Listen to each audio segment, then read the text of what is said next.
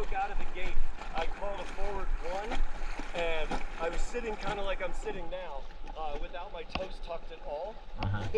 They literally dragged me out of the boat. The boat lurched forward so strong that I just slid off the back of it and just landed back first in the water. It was hysterical. The gal behind me, who actually grew up in the same state and started guiding here in the same year, she was literally right behind me. She thought I was just joking. Meanwhile, I'd pop out of the water just laughing my rump off because that's never happened. Whole canoe of bachelors. A couple of weird things here, guys. If you look at the center of the river with that big old strainer, I mean, Dave, you've seen them quite a bit before, but I don't know if Randy's seen strainers before. That's what you look out for, and that's what you swim away from. If you look up to the right, the rest of that bridge abutment's actually the foundation for one of the coolest houses I've actually seen on the Arkansas. Oh, cool. Straight up here. Oh, this tall thing, tall and thin. Oh, I like. Oh, wait a minute. This is off a railroad.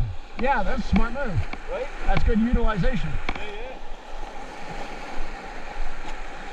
All right, guys, let's go forward 2.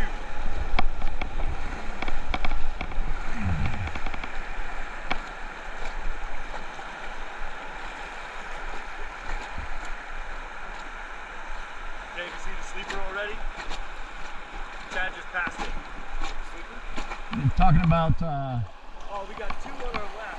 Yeah. The one just downstream on our right always ends up being a little stickler. The current starts pushing back right. Yeah. Just to our right here. Oh, you mean the rocks? Okay, sleepers. Gotcha. I'm thinking about eddies. Sleepers are rocks that are just under the surface and bubble the water up just a little bit. Gotcha. So you're not deep enough that we can slide over them, and just shallow enough that if we do hit them, we end up riding up on the rock. Yeah. That's a drag. Yep. All right, let's go forward 2.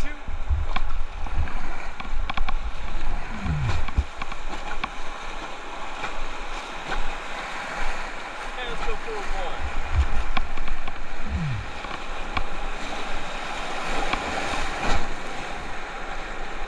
Yeah, for a second, I thought sleeper as an eddy. That's like. Let's go forward 1.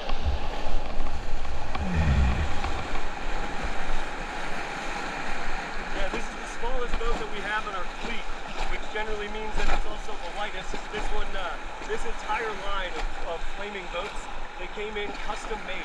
Not even necessarily just custom painted, because you can't exactly just order rafts that have a flame design on them.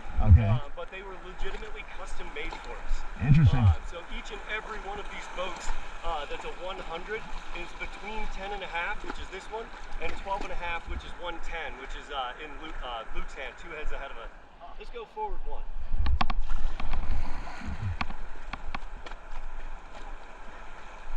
Yeah, I was assuming when you said that you had a custom one that's really fast, it was one of the red ones, because, you know, out of numbers, we see a lot of these and we barely see any red. Yep. But now you've explained it in terms of custom made factor. And the numbers crew, if you guys have camped on the numbers, let's go forward 1 more. Numbers crew actually prefers these boats for whatever reason.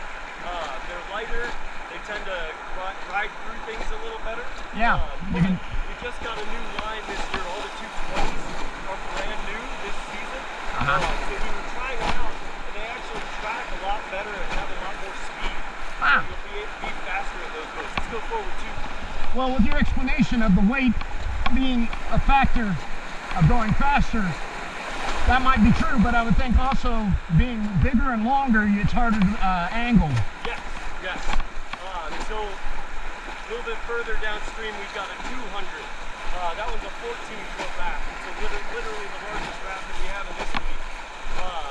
The tubes are a little bit bigger. I want to say 2 inches in diameter bigger, and obviously 2 feet longer.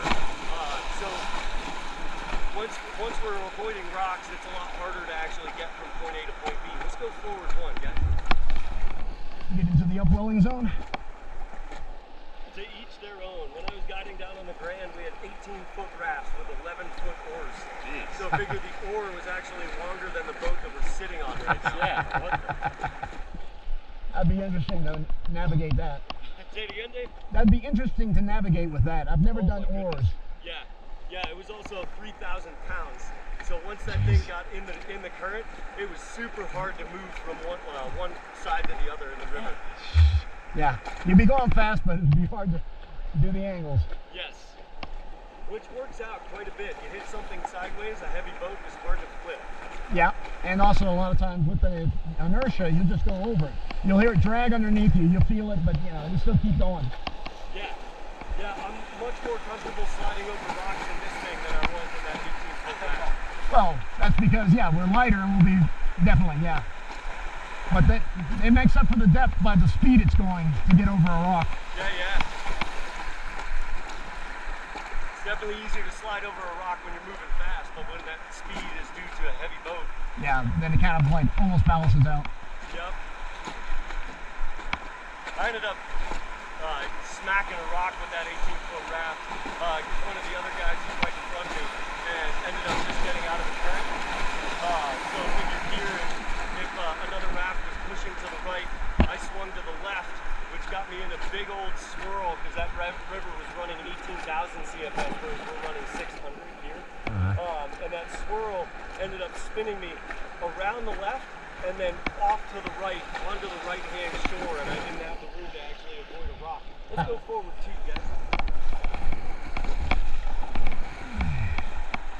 Let's go one more.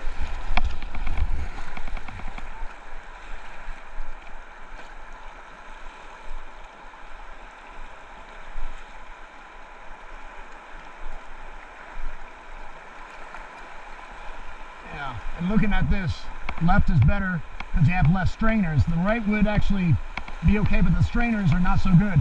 Yep. In the middle, that's a bit of a challenge. Yes, yeah. The middle would go in a kayak, but not so much in a raft. Yeah. All right, guys, we got a steeper to get to the right of. Let's go forward too. Very nice.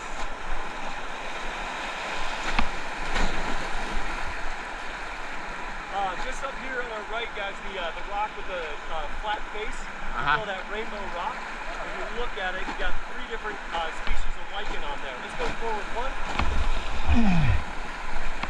Oh, one, sorry. Yeah, I guess I'm liking that. Yeah, if you take a look, you got a red lichen, you got a yellow lichen, there's a green one that's tougher to see in the shadows, and then a black lichen at the top. And with the shadow in the morning, it truly ends up looking like a half of a rainbow. Cool. If it wasn't for that rock, I'd be looking at this rock saying, how the heck did it get curved like that? Oh, that's a lot of current. Yeah. A lot of current and a lot of sediment. All right, guys.